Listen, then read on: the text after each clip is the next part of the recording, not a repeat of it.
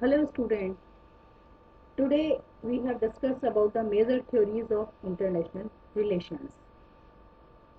अंतर्राष्ट्रीय संबंधों में बहुत सारी जो थ्योरीज हैं वो काम करती हैं। इसमें अलग अलग अप्रोच बताई गई है। जैसे सेकेंड वर्ल्ड वॉर के जो पहले का जो एरा था, युग था, वो था आदर्शवादी और इतिहासवादी।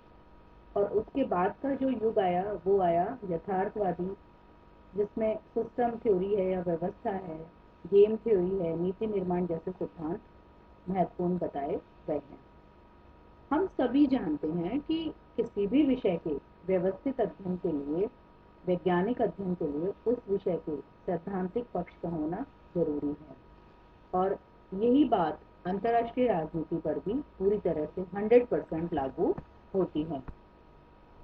अंतर्राष्ट्रीय राजनीति के जो अप्रोचेज हैं उनको हम कुछ टाइटल्स में बांध सकते हैं, बता सकते हैं, जिसमें से कुछ मेजर टाइटल्स हैं। जैसे हिस्टोरिकल अप्रोच है, आइडियलिस्टिक अप्रोच है, रियलिस्टिक अप्रोच है, मार्क्सिस्ट अप्रोच है, सिस्टम थ्योरी है, गेम थ्योरी है एंड डिसीजन मेकिंग थ्योरी। तो सबसे पहले हम आते हैं इसमें कि हिस्टोरिकल अप्रोच क्या है। हिस्टोरिकल अप्रोच में कि ये जो है वो सेकेंड वर्ल्ड वॉर से पहले का युग माना जाता है और ये अंतर्राष्ट्रीय दृष्टिकोण का अध्ययन करने का सबसे पुराना दृष्टिकोण है, जिसका ये मानना होता है कि अंतर्राष्ट्रीय राजनीति इतिहास के अध्ययन से संबंधित है। इसीलिए उसे अंतर्राष्ट्रीय संबंधों के स्वरूप को समझने के लिए माना जाता है कि इतिहास का अध्ययन आवश्यक है। और यह दृष्टिकोण इतिहास में सबसे अधिक राजनीतिक इतिहास पर बल देता है। अंतर्राष्ट्रीय संबंधों के इतिहास पर इस दृष्टिकोण का विकास ब्रिटेन में हुआ था तथा इसके विकास में E.H. Carr, George A. लॉनाइल, Quincy Wright, Toynbee, James Shotwell की भूमिका महत्वपूर्ण रही थी। उनका कहना था कि अंतर्राष्ट्रीय राजनीति को पढ़ने के लिए इतिहास को पढ़ना, इसके इतिहास को जानना बहुत जरूरी है। लेकिन इसकी भी कुछ लिमिटेशंस थी, जैसे कि अंतर्राष्ट्रीय राजनीति में जो अगर हम हिस्टोरिकल बैकग्राउंड से अध्ययन करते हैं तो वो अध्ययन सिर्फ जो तथ्य उस वक्त मौजूद हैं उनके द्वारा ही हो सकता है। एक और बात है कि जो इसको यूज करेंगे उसमें तत्कालीन परिस्थितियों का भी प्रभाव देखा जा सकता है, जिससे उसका परिणाम अशुद्ध हो जाते हैं।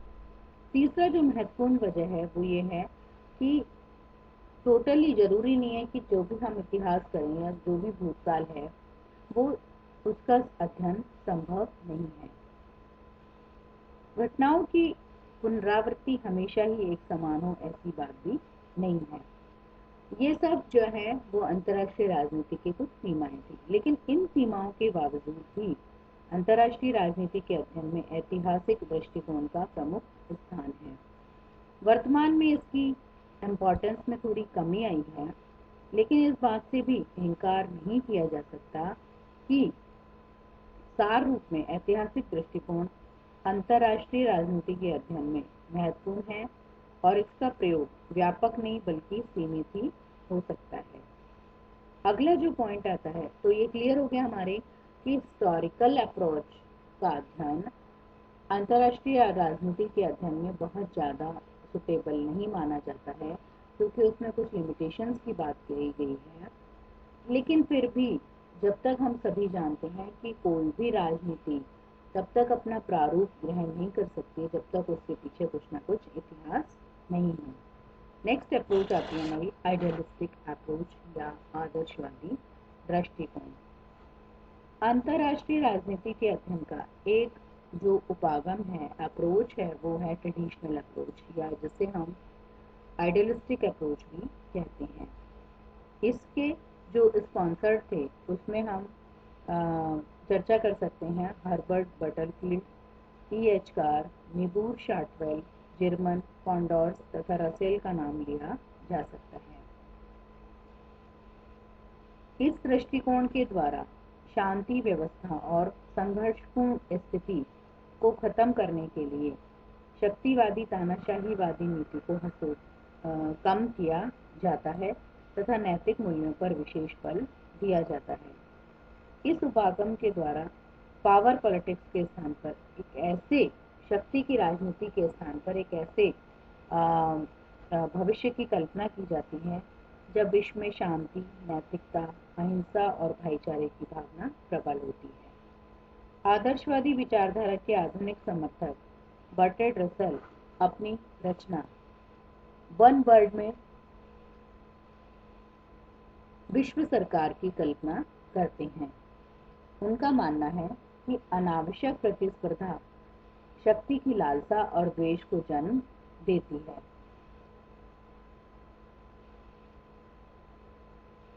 और इसीलिए उन्होंने जो है वो ये मानना कहते थे कि हमें अधिकार लिप्सा के स्थान पर, मतलब पॉजिटिवनेस के स्थान पर कंस्ट्रक्टिव इंपल्सेस को स्वीकार करना होगा और उनका पोषण करना होगा। तभी विश्व के राष्ट्रों के मध्य प्रेम और सहयोग का वातावरण पनपेगा। और ये भी मानना था कि निशस्त्रीकरण से ही विश्व शांति की स्थापना होगी। इस संबंध में अमेरिका के भूतपूर्व राष्ट्रपति व लोक प्रशासन के जो विद्वान, जिनका नाम है वुड्रो विल्सन, भी आदर्शवाद के प्रसिद्ध प्रवक्ता माने जाते हैं। तो ये बात ध्यान रखनी है। Woodrow Wilson is also known as the idealistic theory के समर्थक माने जाते हैं। इस उपागम के द्वारा, आदर्शवादी उपागम के द्वारा निम्नलिखित मान्यताओं के अध्ययन पर जोर दिया जाता है। जैसे इसके द्वारा संस्थागत और वैदिक लीगल एंड इंस्टीट्यूशनल अध्ययन पर बल दिया जाता है। दूसरा है निशस्त्रीकरण व लोकतांत्रिक राजनीति का समर्थन तथा शक्तिवादी राजनीति का विरोध किया जाता है। विश्व सरकार का समर्थन किया जाता है। अंतर्राष्ट्रीय राजनीति में नैतिक सिद्धांतों के अनुप्रयोग का, एप्लीकेशंस का प्रयोग किया जाता है। अंतर्राष्ट्रीय राजनीति का आदर्शवादी उपागम अंतर्राष्ट्रीयतावाद, लोकतंत्र, गांधीवाद संबंधी अवधारणाओं के संबंध में औचित्यपूर्ण लगता है तथा वर्तमान शक्तिवादी राजनीति का आध्यात्मिक व उचित विकल्प भी यही है।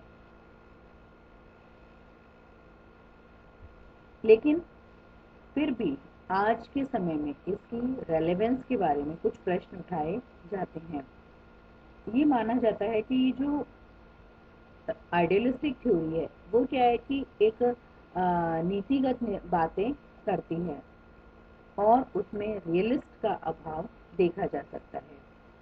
हालांकि आज भी अंतर्राष्ट्रीय राजनीति को आदर्शवादी राजनीति की मान्यताओं की आवश्यकता है, लेकिन फिर भी ये माना जाता है कि वास्तविक रूप में आदर्शवादी उपागम अपना जो इम्पोर्टेंस है, रेलेवेंस जो है वो धीरे धीरे खोता जा रहा है।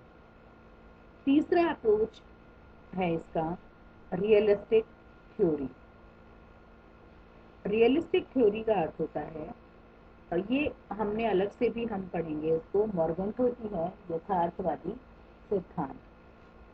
मॉर्गेंथो ने यथार्थवादी सिद्धांत के बारे में कहा था कि जो अंतर्राष्ट्रीय राजनीति में अनुभव और तर्क के आधार पर ऐतिहासिक घटनाओं के वास्तविक स्वरूप का अध्ययन किया जाता है तथा तर्क संगत निष्कर्ष निकाले जाते हैं, और इसीलिए इस दृष्टिकोण को यथार्थवादी उपागम कहा जाता है। इसका मानना है कि व्यक्तियों में परस्पर स्वार्थ की भावना पैदा हो रही है, जिसके कारण वो आपस में टकराते रहते हैं। ऐसी स्थिति में विरोधी हितों के बीच संतुलन की स्थापना करके संघर्ष को कम किया जा सकता है। अंतर्राष्ट्रीय संबंधों के यथार्थवादी प्रतिमान को स्थापित करने में मॉर्गेंथो का स्थान महत्वपूर्ण है। हालांकि 18वीं और 19वीं शताब्दी में इस दृष्टिकोण को हम देख सकते थे। 19वीं शताब्दी में ट्रिटस्के और नीत्शे ने इस विचारधारा के विकास में योगदान दिया, तो बाद में काउफमैन, फ्रेडरिक वॉल्केंस, लॉसवेल और डेविड ईस्टन आदि राजनीतिक वैज्ञानिकों ने राजनीति के अध्ययन में इसके विभिन्न आयामों पर जोर दिया है। इन सभी के द्वारा राष्ट्रीय शक्ति पर, पावर पॉलिटिक्स पर विशेष बल दिया गया है। सेकेंड वर्ल्ड वॉर के दौरान जहां निकोलस जे स्पाइकमैन ने यथार्थवादी दृष्टिकोण पर जोर दिया, वहीं पर 1945 के बाद में after 1945 E.H. Carr, George Schwarzenberger, Quincy Wright के राजनीतिक यथार्थवाद को अंतर्राष्ट्रीय संबंधों में लागू करने का प्रयास किया गया है।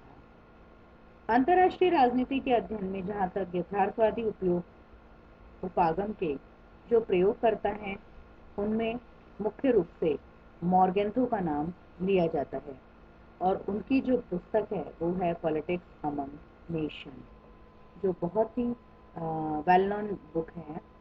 इसमें उन्होंने राजनीतिक यथार्थवाद पर बहुत अधिक बल दिया है। इसीलिए एल्गोसेबी ने कहा है कि यथार्थवाद तथा मॉर्गेंथोवाद एक दूसरे के पर्यायवाची हैं। यथार्थवाद को मॉर्गेंथो ने सैद्धांतिक आधार प्रदान किया है। यथार्थवाद ने अपने यथार्थवादी सिद्धांत में शक्ति की अवधारणा को बहुत ही महत्वपूर्ण माना है और यही कारण है कि उसके सिद्धांतों को शक्ति सिद्धांत या शक्तिवादी उपागम के नाम से जाना जाता है। और मॉर्गेंथो का कहना है कि अंतर्राष्ट्रीय राजनीति का जो मूल आधार है वो शक्ति के रूप में परिभाषित हित की अवधारणा से संबंधित है। मॉर्गेंथो ने अपने यथार्थवाद के जो सिद्धांत हैं उसमें 6 सिद्धांतों का वर्णन किया है। इन 6 सिद्धांतों को हम अगले वीडियो में चर्चा करेंगे और इस टॉपिक को कंटिन्यू करेंगे। तो आपको ये वीडियो पसंद आया होगा। Thank you.